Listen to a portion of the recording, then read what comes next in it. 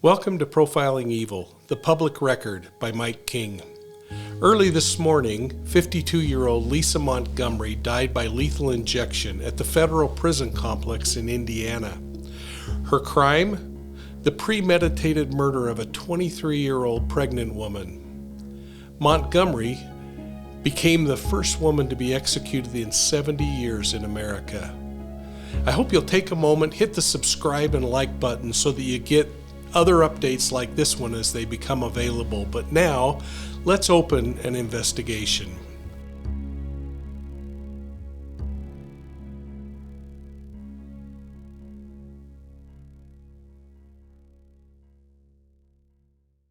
On December 16, 2004, Bonnie Jo Stinnett was found murdered in her Skidmore, Missouri home. Her 8-month gestation baby had been cut from her womb. It was a terribly bloody sight. Bonnie Jo Stinnett was expecting her first child, and she and her husband were excited to be putting together their new family. This would be their first. They met Lisa Montgomery through their dog breeding business, and they considered her a good customer who showed a lot of interest in them. Well, apparently, Stinnett invited Montgomery into her home on that fateful day because there was no sign of forced entry. Bobby Joe's mutilated body was discovered by her mother only an hour after the homicide occurred. The next day, police arrested Montgomery at her farmhouse in nearby Melbourne, Kansas, where the newborn had been claimed as her own. The baby was taken and placed into the custody of her father. It's really something when you think about this child. She just turned 16 in December, just a few weeks ago. Now, Lisa Montgomery was raised in an abusive home where she was allegedly raped by her stepfather for many years.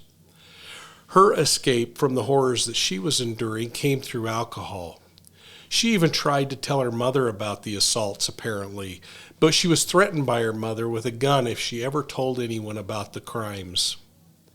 You know, from a behavioral perspective, it appears that Montgomery may have hatched this plan after she could no longer become pregnant. For some reason, she wanted a larger family.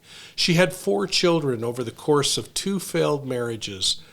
And just before the murder of Stinnett and the abduction of this newborn, she told a number of people that she had been suffering miscarriages, could no longer have children. Well, because of the kidnapping was part of this crime spree that included murder, the federal government got involved and charged Montgomery with the Federal Kidnapping Act of 1932. At her trial, Montgomery's defense team tried to paint her as delusional, but the jury eventually recommended the death sentence. Her case was appealed to the U.S. Supreme Court, and as she went through that process, she eventually lost. Finally, she was moved from the federal prison where she was housed in Fort Worth, Texas, to Indiana, where she remained until the time of her execution, with a couple of short stays along the way in the process. When asked if she had any last words at 1:30 this morning, Montgomery replied simply, no.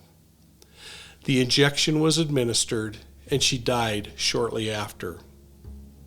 Well, here's the question I have for all of you. Should the abuse that someone experiences as a child be a defense in their court proceedings? I look forward to reading your chats below. I really hope you enjoyed this segment of the Public Record, and thank you for listening to it. We'll see you all soon at Profiling Evil.